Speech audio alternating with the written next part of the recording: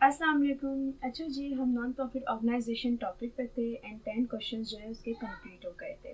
अब second last question देख लेते हैं। Question number 11, the following information is provided by Hamid sports club. और यहाँ पे रिसिप्ट्स एंड पेमेंट्स नहीं दी हैं, यहाँ पे कुछ अकाउंट्स दिए गए हैं जैसे कि furniture 25,000, cash at bank 5,000, admission fees 40,000, donation 24,000। यहाँ पे यूटिलिटीज एक्सपेंस दिए गया है 36,000 का, रेंट रेवेन्यू है 15,000 का, अदर रेवेन्यू 12,000 एंड सैलरीज है 22,000। ठीक है। फर्दर इन्फॉर्मेशन मतलब एडजस्टमेंट डेटा जो दिया गया है वो प्रीपेड सैलरीज हैं, अक्रूड रेंट रेवेन्यू है, अक्रूड यूटिलिटीज एक्सपेंस भी है। अब जो अक्रूड है, ठीक है ना, वो रेंट रेवेन्यू के साथ भी है एंड यूटिलिटी एक्सपेंस के साथ भी है। अब दोनों सेंसेस में हमारे सामने आ गया है accrued. Required prepaid income and expenditure account of the year ended December 31st 2010। वही income and expenditure account prepare करना है। बहुत ही शॉर्ट डेटा दिया गया है। सबसे पहले आप इनकम एंड एक्सपेंडिचर अकाउंट की हेडिंग डालेंगे, एक्सपेंडिचर एंड इनकम के लिए कॉलम्स ड्रॉ करेंगे और सबसे पहले हम देखते हैं income side. So income side अगर देखें यहाँ पर, तो यहाँ पर फर्नीचर जो है वो एक फिक्स एसेट है, कैश एट बैंक हमारा करंट एसेट है, एडमिशन फीस जो है वो 40,000, एडमिशन फीस हो, एंट्रेंस फीस हो एंड सब्सक्रिप्शन फीस हो, ये सब हमारी इनकम होती है। मतलब नॉन प्रॉफिट ऑर्गेनाइजेशन में ये इनकम के जराए हैं। सो एडमिशन फीस जो है वो इनकम है 40,000 से। इससे रिलेटेड फर्दर इन्फॉर्मेशन में कोई अकाउंट नहीं है, जस्ट 40,000 हम इनकम साइड पर रिकॉर्ड कर देंगे। Admission fees 40,000। इसके बाद आ जाते हैं डोनेशन। ये भी एक इनकम है 24,000 की, ये भी यहाँ पे रिकॉर्ड कर दी जाएगी इनकम साइड पे 24,000। इसके बाद देख लेते हैं और इनकम तो नहीं है। सो यहाँ पर देखा जाता है यूटिलिटी एक्सपेंस है, रेंट रेवेन्यू आ जाता है 15,000 का, लेकिन इससे रिलेटेड यहाँ पे अक्रूड के साथ दिया गया है 5,000। अक्रूड क्या होगा? रिसीवेबल है जो कि ऐड किया जाएगा। सो 15,000 में 5,000 ऐड करेंगे। Rent revenue 15,000 plus 5,000, total rent revenue हो गया 20,000 का, जो कि इनकम साइड पे रिकॉर्ड कर दिया जाएगा। इसके बाद है अदर रेवेन्यू 12,000, ये इनकम साइड पे रिकॉर्ड कर दिया जाएगा। Other revenue 12,000। अब हमारी इनकम साइड जो वो कंप्लीट हो गई है। अब हम एक्सपेंडिचर साइड पर आते हैं।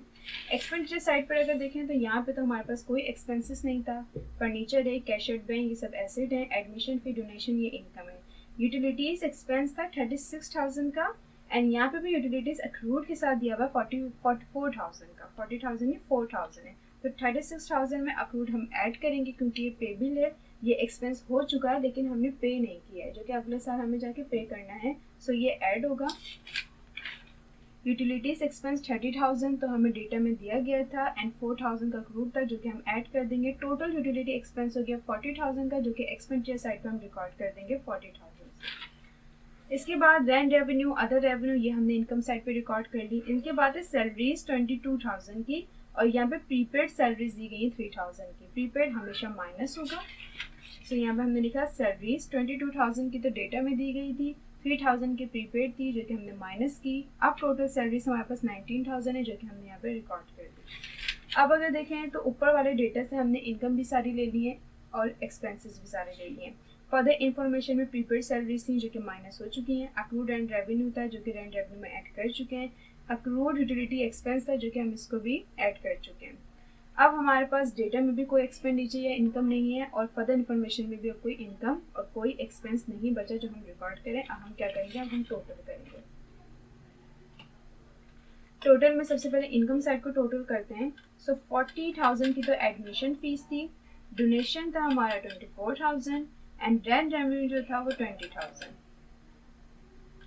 और लास्ट में अदर रेवेन्यू भी है 12,000।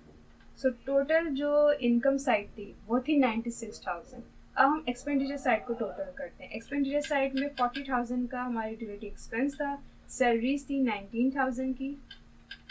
सो यूटिलिटी एक्सपेंस अगर देखा जाए, यूटिलिटी एक्सपेंस एक्सपेंडिचर साइड का टोटल अगर देखा जाए तो 59,000 का आया और इनकम साइड का टोटल जो था वो 96,000 का था। तो इनकम साइड का टोटल क्या हुआ? ज़्यादा हुआ। इसका मतलब क्या हुआ कि हम 96,000 को इनकम साइड पे भी रखेंगे एंड एक्सपेंडिचर साइड पे भी रखेंगे।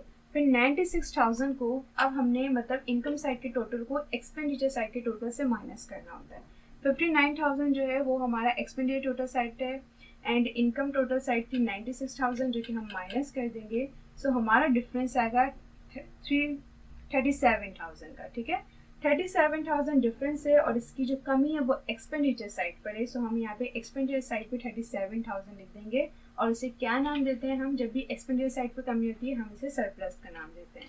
सो हमारा मतलब नॉन प्रॉफिट ऑर्गेनाइजेशन का क्वेश्चन नंबर 11 कंप्लीट हो गया है। ये सेकंड लास्ट क्वेश्चन था नॉन प्रॉफिट ऑर्गेनाइजेशन का, बहुत ही शॉर्ट डेटा दिया गया था। बस यहाँ पे जो है आपको ज़्यादातर जो है वो रिसिप्ट एंड पेमेंट्स दी जाती हैं, लेकिन कभी इस तरीके के क्वेश्चंस भी हो सकते हैं कि रिसिप्ट एंड पेमेंट्स नहीं दी जाए, लेकिन ऐसे क्वेश्चंस बहुत ही कम होते हैं, ठीक है ना।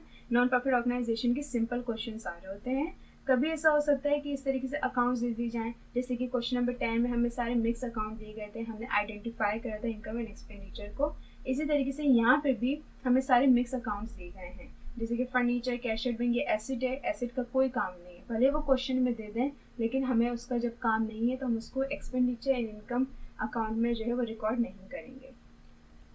सो क्वेश्चन नंबर 11 जो है नॉन प्रॉफिट ऑर्गेनाइजेशन का वो कंप्लीट हो गया है।